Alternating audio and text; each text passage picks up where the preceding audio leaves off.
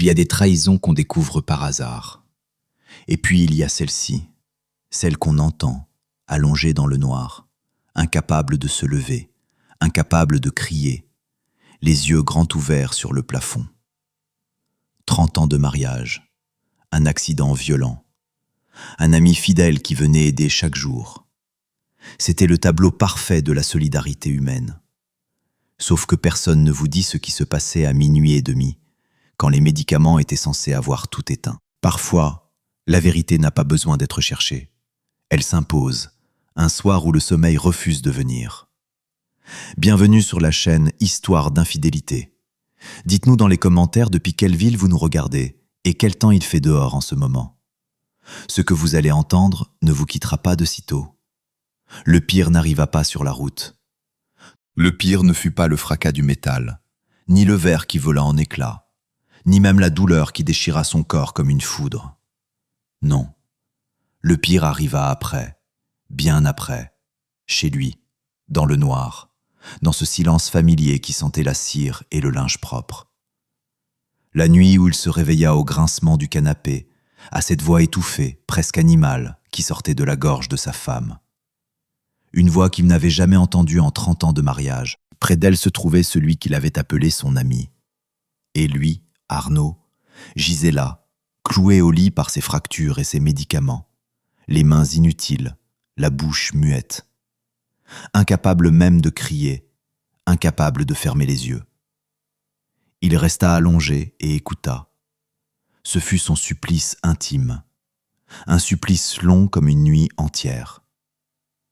Quelques semaines plus tôt, la pluie d'automne tambourinait contre le pare-brise. Les phares des voitures en sens inverse se noyaient en taches jaunes et informes sur le bitume mouillé. Arnaud rentrait d'un chantier en dehors de la ville, les épaules lourdes mais l'esprit occupé, les plans du lendemain, les délais qui se resserraient, le regard du client qui n'en finissait pas de douter. 50 ans. L'âge où un homme croit enfin avoir appris à maîtriser sa vie. Il conduisait prudemment, sans dépasser la limite autorisée, lorsque le rétroviseur lui renvoya l'éclat aveuglant de phares surgis de nulle part. Une voiture doublait à grande vitesse sur la voie d'en face, ignorant la ligne continue comme si les règles ne s'appliquaient qu'aux autres. Arnaud n'eut pas le temps d'avoir peur, pas même le temps de freiner. Le choc frappa la portière côté conducteur. Le monde se réduisit à un seul point, dense et brûlant, puis explosa en un fracas assourdissant de métal déchiré, de verre pulvérisé, et d'une douleur si violente qu'elle dépassa toute pensée, tout instinct. La dernière chose qu'il garda en mémoire avant de sombrer fut l'odeur de l'essence mêlée à celle de son propre sang, et la froideur humide du bitume contre sa joue. Arnaud reprit conscience dans une chambre d'hôpital. Plafond blanc, lumière blafarde, visage indifférent de médecin passant la tête à la porte toutes les quelques heures, comme si sa souffrance n'était qu'un dossier parmi d'autres. Le diagnostic tomba comme un verdict sans appel. Fracture multiple et comminutive de la jambe gauche, fracture du bras droit en 2 endroits, traumatisme crânien, lacération profonde au visage et sur le corps. Les chirurgiens l'avaient recousu, réassemblé, comme on répare une belle pièce brisée, avec soin, sans tendresse. 2 semaines en service hospitalier lui parurent une éternité. Arnaud, habitué à diriger, à décider, à tenir les rênes des chantiers les plus complexes, tournait en rond dans sa tête comme un animal en cage. Chaque matin débutait par des piqûres. Chaque soir s'achevait dans l'odeur de désinfectant et les ronflements du voisin de chambre. Estelle venait tous les jours. Elle apportait des bouillons maison dans un thermos bleu qu'il connaissait depuis des années, lui lisait les nouvelles à voix haute, restait assise au bord du lit à lui caresser doucement la main valide. Il aimait ces moments. Il aimait sa présence silencieuse, la façon qu'elle avait de replacer son oreiller sans qu'il le demande, de deviner quand la douleur revenait, rien qu'en lisant son regard. « Tu as mal ?» lui demandait-elle parfois, à mi-voix, comme si elle craignait de déranger. « Ça va » mentait-il chaque fois. « Reste encore un peu. » Elle avait toujours été belle, même à 48 ans. Elle prenait soin d'elle, faisait du sport, souriait facilement. Malgré la fatigue, les cernes sombres qui creusaient son visage depuis l'accident, elle paraissait plus jeune que son âge. Mais pour Arnaud, elle n'était pas une belle femme. Elle était Estelle, sa femme. Sa vie depuis presque 30 ans.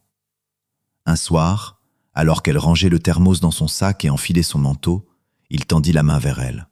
« Estelle. »« Oui. »« Ramène-moi à la maison. » Elle s'immobilisa, se retourna lentement. « Arnaud, je t'en supplie, je n'en peux plus ici. Ça fait 2 semaines que je regarde ce plafond. Je vais devenir fou. » « Le médecin a dit qu'il fallait une surveillance, » répondit-elle doucement en posant la main sur son bras. « Des fractures sont sérieuses. Si tu bouges mal. »« Je signerai tout ce qu'on voudra, » coupa-t-il. « Je prends la responsabilité sur moi. Tu t'occuperas de moi, et chez nous, dans notre lit, je guérirai 2 fois plus vite qu'ici. Ici, il n'y a que le silence et la mort. » Quelque chose passa dans les yeux d'Estelle.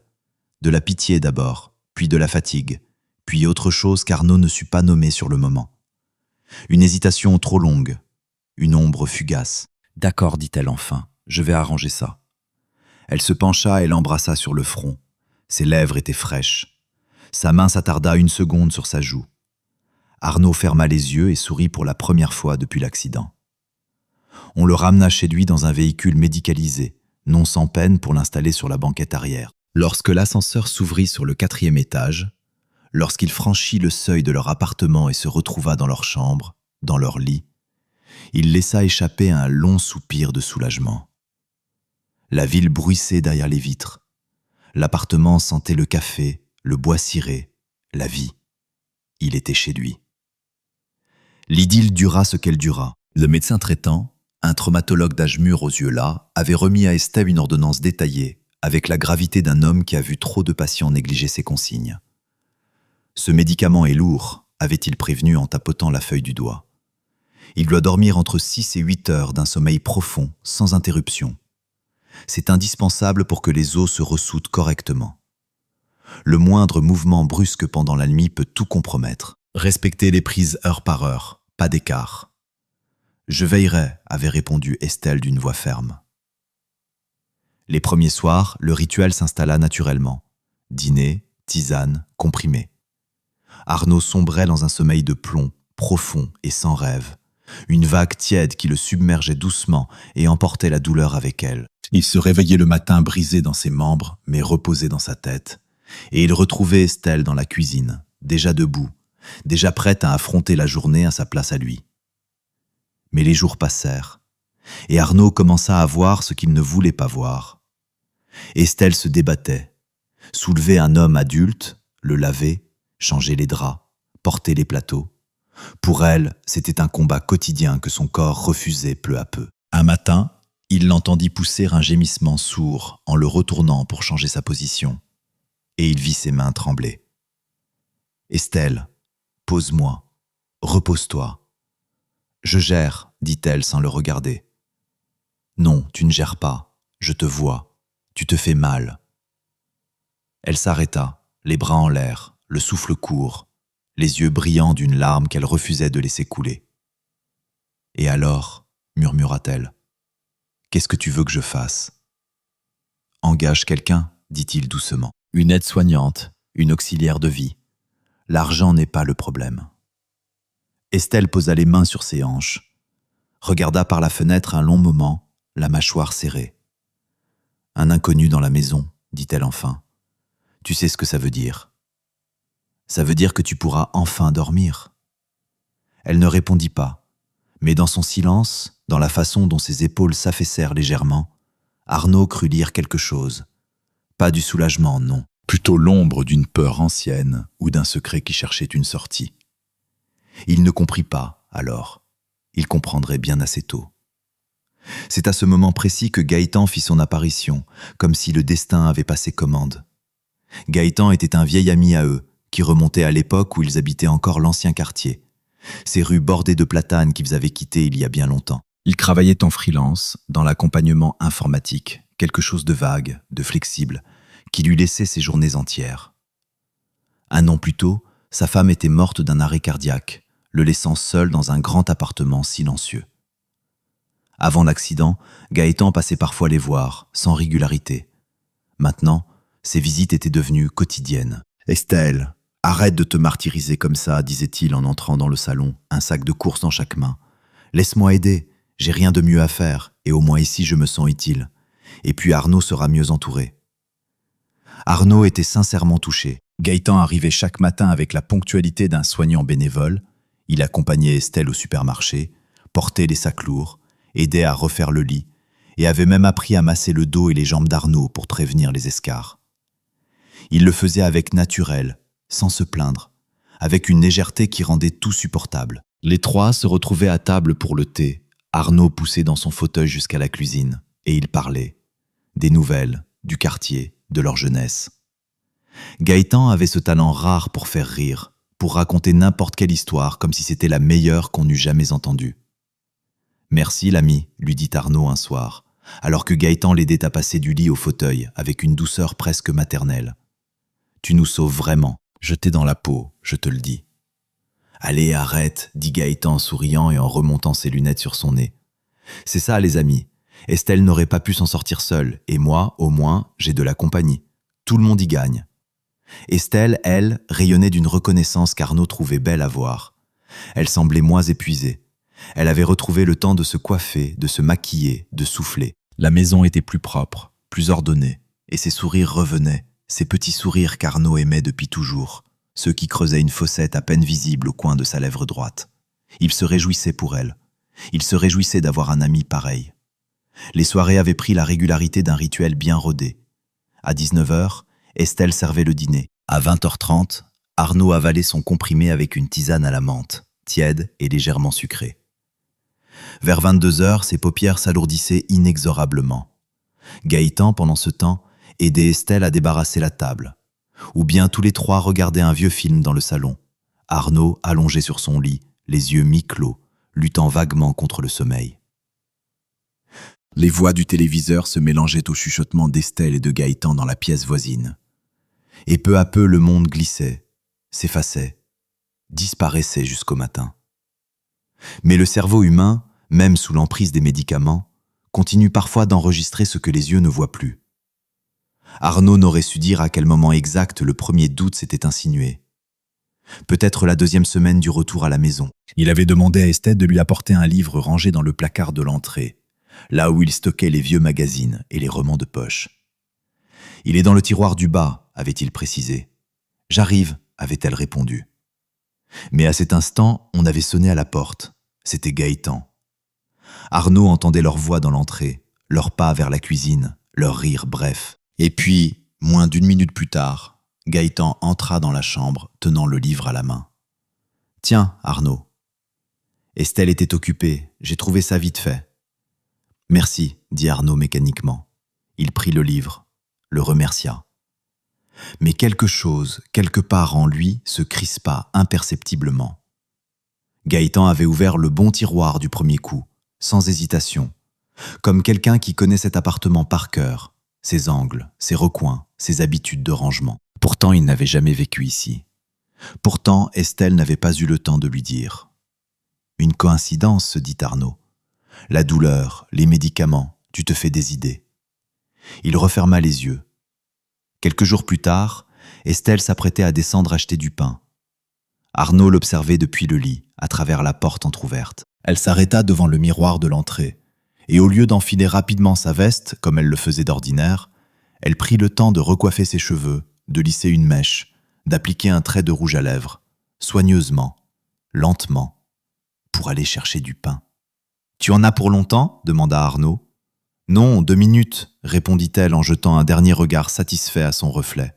« Gaëtan m'emmène en voiture. Il est garé juste en bas. » Arnaud hocha la tête. « Gaëtan l'emmène. Pourquoi pas, c'est pratique. Mais pourquoi le rouge à lèvres? Pourquoi cette attention soudaine pour son reflet, pour un trajet de 5 minutes dans une voiture et un passage en caisse? Avant l'accident, elle allait au supermarché en vieille veste et sans la moindre trace de maquillage. Elle ne s'en était jamais souciée. Ses pensées venaient et partaient, légères comme des ombres. La douleur dans ses os les chassait avant qu'elle n'ait eu le temps de prendre racine. Le médicament du soir emportait le reste. Arnaud s'endormait avant d'avoir pu finir sa propre phrase intérieure. Et le matin, il se réveillait avec une tête propre et un vague sentiment d'avoir rêvé quelque chose d'inquiétant, sans se souvenir de quoi. La vérité, pendant ce temps, était tout autre. Tandis qu'Arnaud sombrait chaque soir dans un sommeil de plomb, Gaëtan ne partait pas, il restait. Il traversait le couloir sur la pointe des pieds, lui et Estelle, et disparaissait dans le salon. La porte de la chambre d'Arnaud restait entr'ouverte. À quoi bon la fermer? Les médecins étaient formels. À d'excès de dose, ils ne se réveilleraient pas avant l'aube. Leur liaison durait depuis plusieurs semaines déjà. Pour eux, c'était une ivresse particulière. L'adrénaline du risque, la proximité du mari endormi à quelques mètres, l'interdit qui rendait chaque instant plus intense, plus brûlant. Ils se sentaient intouchables, comme des cambrioleurs qui savent que le maître des lieux est sous narcose. Estelle, peut-être, y trouvait une revanche silencieuse. Son mari brisé, impuissant, et elle encore désirable, encore capable de passion secrète. Gaëtan, lui, se délectait d'une forme sombre de victoire. Cet ami qui le remerciait chaque soir, qui l'appelait son sauveur, ignorait tout. Ce soir-là, rien ne laissait prévoir ce qui allait se passer. Le rituel s'était déroulé comme à l'accoutumée, le dîner, la tisane, les bavardages. Arnaud avait avalé son comprimé avec un peu d'eau tiède, senti la lourde vague familière remonter le long de ses bras. « Bonne nuit les amis, je vous laisse. »« Dors bien, dit Gaëtan en posant la main sur son épaule. Demain tu iras mieux, tu verras. » Estelle l'accompagna jusqu'au lit, remonta son couverture, l'embrassa sur le front. Ses lèvres étaient fraîches, son geste était tendre, parfaitement naturel. « Dors, murmura-t-elle en éteignant la lumière. On veille sur toi. » Elle referma doucement la porte. Arnaud ferma les yeux, attendant le plongeon dans le néant. Mais cette nuit-là, quelque chose ne fonctionna pas. Son corps, épuisé mais en voie de guérison, semblait avoir commencé à développer une résistance aux médicaments. Ou peut-être la dose avait-elle été légèrement inférieure. Ou peut-être son esprit, sans qu'il le sache, refusait enfin de se laisser éteindre. Le sommeil ne vint pas. Du moins, pas tout à fait. Arnaud se retrouva dans cet état étrange et cruel qui se situe entre le rêve et l'éveil.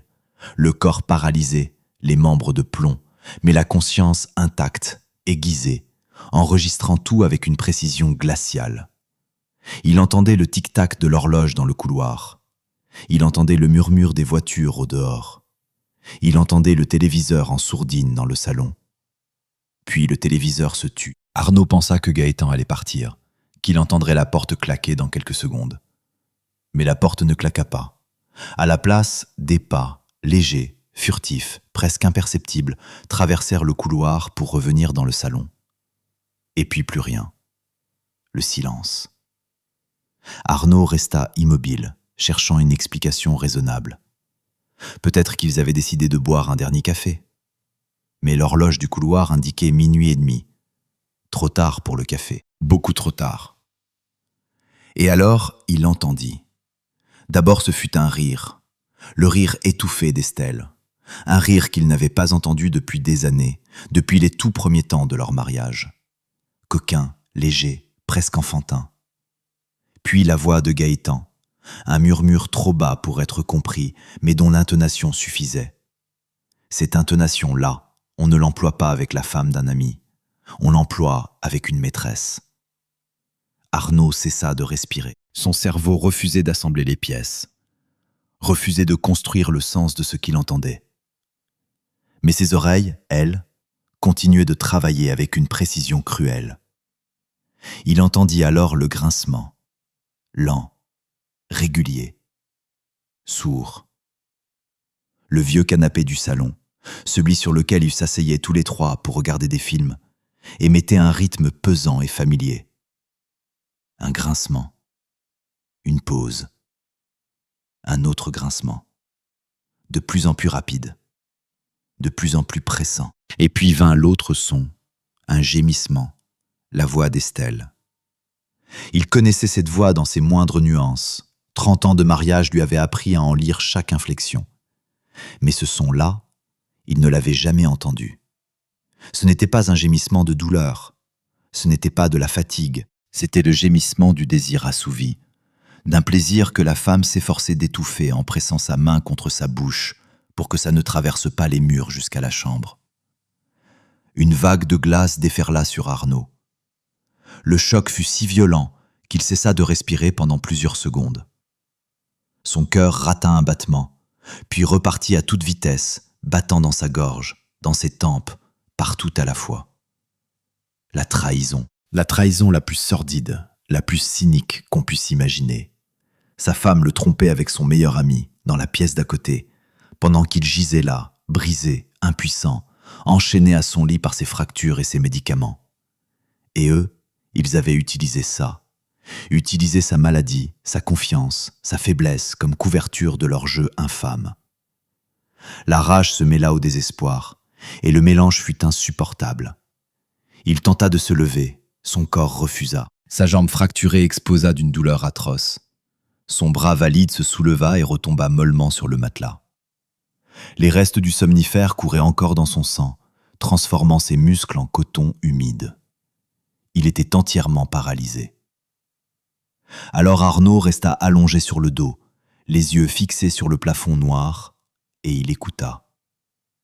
Il écouta le canapé qui grinçait. Il écouta la respiration de Gaëtan s'accélérer, se faire plus rauque. Il écouta Estelle, ses sons étouffés, suffocants, qui lui déchiraient l'âme lambeau par lambeau. Il serrait le drap de sa main valide à en faire blanchir ses articulations. Il serrait et il endurait. Le temps s'arrêta. Cette chambre obscure était un cercueil, et il vivait sa propre mort à l'intérieur. La mort de la confiance, la mort de l'amour, la mort de tout ce qu'il croyait connaître de sa vie. Enfin, le grincement cessa. Un silence épais, lourd, chargé de 2 souffles qui se calmaient progressivement. Puis des chuchotements, le froissement d'un vêtement, des pas nus sur le parquet. Arnaud ferma les yeux. Il entendit la porte de la chambre s'ouvrir. Un rai de lumière du couloir glissa sur son visage. Estelle entra. Elle venait vérifier, comme chaque nuit, que son mari dormait. Arnaud resta immobile, les paupières closes, le visage de pierre. Elle s'approcha du lit. Il sentit ses doigts lisser le bord de la couverture. Elle se pencha vers lui, pour l'embrasser sur la joue, comme elle le faisait chaque soir depuis qu'il était rentré de l'hôpital. Il ouvrit les yeux. Dans la pénombre de la chambre, leurs regards se heurtèrent. Estelle se figea. Ses yeux s'écarquillèrent. Dans les yeux d'Arnaud, elle ne trouva pas la brume du sommeil. Elle trouva une clarté absolue, glaciale, et une douleur d'une intensité qu'on ne peut pas feindre. « Arnaud » souffla-t-elle, et dans sa voix tremblait une peur authentique. « Tu ne dors pas? Tu as mal? Je vais appeler le médecin. » « Pas besoin de médecin. » Sa voix était basse, enrouée, mais quelque chose d'acéré y vibrait, comme une lame sous du velours. « J'ai tout entendu. » Estelle recula d'un pas, comme si elle avait reçu un coup. Son visage, encore détendu quelques minutes plus tôt, se tordit en une grimace de terreur et d'incrédulité. « Quoi? Qu'est-ce que tu as entendu? Arnaud, tu dormais, tu as rêvé. Les médicaments font ça parfois. Tu sais très bien que... Tais-toi. » Il ne cria pas. Il n'en avait pas la force. Mais ces 2 mots tombèrent dans le silence comme 2 pierres dans de l'eau noire. « N'essaie pas de m'expliquer quoi que ce soit. J'ai entendu le canapé. J'ai entendu tes gémissements. J'ai entendu sa voix. Je n'étais pas endormie, Estelle. J'étais là. » Chaque phrase était une sentence. Elle se tenait debout, les bras croisés sur la poitrine, les épaules agitées d'un tremblement qu'elle ne cherchait plus à cacher. Elle ouvrit la bouche plusieurs fois, la referma, comme un poisson hors de l'eau. « Ce n'est pas... Arnaud, tu as mal compris. J'avais la tête qui tournait. Gaëtan m'a aidé à m'allonger sur le canapé. C'est tout. Je te jure que... N'ajoute rien. » Sa voix se brisa légèrement sur le dernier mot. « Ne te dégrade pas davantage. Je ne suis ni aveugle ni sourd. Tu croyais que les cachets feraient de moi un légume pour toujours ?» Il ferma les yeux une seconde, cherchant sa respiration. « Depuis combien de temps ça dure? 1 semaine? 2? Depuis le jour où je suis rentré de l'hôpital ?» Le silence d'Estelle fut sa réponse. Des larmes coulaient sur ses joues, silencieuses, dévalant jusqu'à son menton et emportant avec elle des traînées de mascara. Elle ne parlait pas, elle ne niait plus. Elle pleurait, et ses larmes à elle ne lui inspiraient rien, ni tendresse, ni pitié. Juste un vide immense, froid comme le fond d'un puits, à l'endroit exact où 30 ans d'amour avaient existé quelques heures plus tôt. Dans l'encadrement de la porte apparut une silhouette sombre. Gaëtan se tenait là, en jean et chemise boutonnés à la hâte, les yeux fixés sur le sol. Il n'osait pas entrer. Il n'osait pas partir non plus. « Gaëtan, entre !» Ce n'était pas une invitation, c'était un ordre. Il franchit le seuil, s'arrêta à 2 pas du lit. L'ami, le sauveur, l'homme de confiance. Arnaud eut un sourire si chargé d'amertume que Gaëtan tressaillit malgré lui. « Tu aidais, dit Arnaud. Tu m'aidais à mourir de honte. Tu as profité de ce que j'étais brisé, comme le dernier des lâches. » Il les regarda l'un après l'autre, Estelle les bras croisés sur la poitrine, Gaëtan les yeux toujours baissés. « Sortez de chez moi, tous les deux, maintenant. »« Arnaud, mais comment tu vas faire seul ?» sanglota Estelle. « Tu ne peux pas. » »« Ce n'est plus ton affaire. » Sa voix ne tremblait pas, ou peut-être qu'elle tremblait un peu, mais il la tenait, il la maintenait droite par la seule force qui lui restait. « Tu as fait ton choix. Tu l'as fait il y a longtemps, bien avant cette nuit. Va avec lui. » Il désigna Gaëtan d'un mouvement de tête. Gaëtan, qui n'avait toujours pas relevé les yeux, « Prends tes affaires et pars. » Un silence de plomb s'abattit sur la chambre. Estelle regardait son mari, et dans ses yeux se lisait une palette de sentiments entremêlés. La honte, la peur, une pitié sur elle-même, et peut-être, tout au fond, quelque chose qui ressemblait à du soulagement. Le masque de l'épouse dévouée soignant son mari malade venait d'être arraché. Il n'y avait plus rien à dissimuler. Elle quitta la chambre sans un mot de plus. Gaëtan la suivit sans avoir une seule fois levé les yeux vers Arnaud. Arnaud entendit les portes des armoires s'ouvrir et se refermer, le froissement des sacs, des pas dans le couloir, des murmures étouffés. 30 minutes plus tard, la porte d'entrée claqua. Le silence qui suivit était d'une nature différente de tous les silences qu'Arnaud avait connus. Un silence vide, définitif, comme une pièce dont on aurait retiré tous les meubles d'un seul coup. Il resta allongé jusqu'à l'aube, les yeux ouverts sur le plafond noir, à écouter la ville se réveiller derrière les vitres. Les premiers oiseaux, un moteur au loin, le bruit sourd d'une poubelle qu'on sort. Le monde continuait, indifférent, comme toujours. Le matin n'apporta pas de soulagement. Il apporta la conscience nette de l'étendue du désastre. Arnaud gisait dans des draps trempés de sueur. Il avait soif. Il avait besoin de se lever. Il avait besoin que quelqu'un le retourne sur le côté, simplement, banalement, et l'appartement était vide. Il tendit la main vers son téléphone posé sur la table de nuit. Il le regarda longtemps, l'écran éteint, son propre reflet dans le noir. À qui appeler ? À des amis pour qu'ils apprennent que sa femme l'avait quitté pour un autre pendant qu'il était cloué au lit ? Aux voisins pour qu'ils viennent plaindre le pauvre invalide ? Il n'y avait qu'un seul numéro, son fils, Ludovic. Ludovic décrocha à la 2e sonnerie. Sa voix était préoccupée. On sentait qu'il était au travail, concentré sur autre chose. « Papa, bonjour. Comment tu vas ? Comment tu te sens ? Maman m'a dit que tu étais rentré à la maison. » Ludo, la voix d'Arnaud vacilla. En 50 ans de vie, il n'avait presque jamais faibli devant son fils. Il avait toujours été le roc, le père solide, le père sur qui on peut compter. Mais ce matin, le roc s'était effondré en poussière. « Ludo, viens, s'il te plaît, tout de suite. »« Quoi, papa ? Qu'est-ce qui se passe ? Tu veux que j'appelle le 15 ? » ?»« Non, pas le 15. Viens seul. Je t'expliquerai tout. » Ludovic arriva en moins d'1 heure. Il entra dans l'appartement, le teint blême, les cheveux en désordre, et s'arrêta dans l'encadrement de la chambre. Son père était allongé dans la même position que la veille, le regard perdu quelque part au-delà du plafond. « Où est maman ? » demanda Ludovic en scrutant la pièce. « Pourquoi tu es seul ?» Arnaud ferma les yeux une seconde. « Ta mère est partie. Pour de bon. » Un silence. « Assieds-toi, fils. On va avoir une longue conversation. » Ludovic s'assit sur la chaise au bord du lit, et Arnaud lui dit tout. Sans détour, sans larmes, sans cris. D'une voix sèche et froide, il raconta Gaëtan. Les visites quotidiennes, le rôle de sauveur, les soirées en trio, les somnifères. Il raconta la nuit où le sommeil ne vint pas, le canapé qui grinçait, la voix de sa mère. Il raconta comment il les avait regardés partir.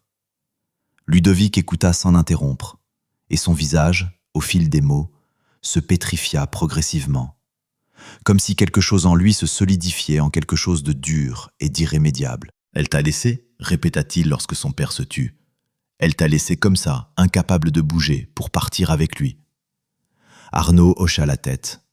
Ludovic se leva, il fit 2 pas dans la chambre, se retourna, les mâchoires serrées, les poings fermés le long du corps. « Je ne comprends pas comment on peut faire ça, dit-il d'une voix sourde. « Ne cherche pas à comprendre, répondit Arnaud avec une fatigue infinie. Accepte simplement le fait. Maintenant, c'est toi et moi. » Ludovic regarda son père, les jambes encore bandées, le visage creusé, les yeux où se lisait une douleur que les os cassés n'expliquaient pas. Il prit sa décision en une fraction de seconde, sans hésiter. « Je m'installe ici ce soir même. Coralie viendra m'aider à prendre nos affaires. On trouvera une aide-soignante pour la journée. La nuit, je suis là. Tu n'es pas seul, papa. »« Ludo, tu as un enfant, tu as ta vie. Ma famille, c'est toi, c'est Coralie, c'est le petit. Et on s'en sortira tous ensemble. » Il regarda en direction de la porte avec quelque chose de définitif dans les yeux. Quant à elle, pour moi, c'est terminé. Ludovic tint parole. Il emménagea le soir même. Coralie arriva avec des provisions, fit le ménage, remit de l'ordre dans l'appartement. Le lendemain, ils trouvèrent une aide-soignante, une infirmière d'expérience qui venait chaque matin. Les soirs et les nuits appartenaient à Ludovic. Le jeune homme apprit à faire les injections, à refaire les pansements, à aider son père à manger. Il parlait pendant des heures, regardait des films, ressortait les vieilles photos du fond des tiroirs. Du nom d'Estelle, il ne parlait presque jamais. La blessure était encore trop fraîche, trop à vif. Estelle appela, d'abord Ludovic, des sanglots, des explications, des demandes de pardon. Il écoutait sans répondre, puis raccrocha. Elle envoya des messages, supplia d'avoir des nouvelles du petit-fils. Ludovic ne répondait pas. Puis vinrent les appels furieux, les accusations. « Tu n'as pas le droit, je suis ta mère, tu ne peux pas m'effacer comme ça. » Ludovic changea de numéro. Pour lui, elle avait cessé d'exister. 6 mois passèrent. Arnaud guérissait, lentement, douloureusement, mais sûrement. Les os s'étaient ressoudés. Le plâtre avait été retiré. La rééducation avait commencé, longue et éprouvante. Chaque pas arraché à son propre corps comme une victoire sur soi-même. Ce matin-là, Ludovic aidait son père à marcher. Ils avançaient ensemble dans la chambre. Arnaud voûté, s'appuyant sur son déambulateur, et son fils à ses côtés, prêt à le rattraper à tout instant. Par la fenêtre entrait un soleil de printemps, franc et généreux. L'appartement sentait le café fraîchement moulu et la propreté. Arnaud fit quelques pas hésitants, s'arrêta pour souffler et leva les yeux vers son fils. Ludovic se tenait là, concentré, attentif, calme, tellement adulte, tellement solide. « Fils, » dit Arnaud à voix basse, « merci. »« Pourquoi, papa ?» dit Ludovic en haussant légèrement les épaules. « Je suis ton fils. » Arnaud hocha la tête, sentant quelque chose se nouer dans sa gorge. Il regarda cet homme debout à ses côtés et comprit, avec une clarté que seule la douleur peut donner, une vérité simple et dure comme du granit. La vraie famille n'est pas celle qui jure fidélité au chevet d'un malade en distribuant des promesses.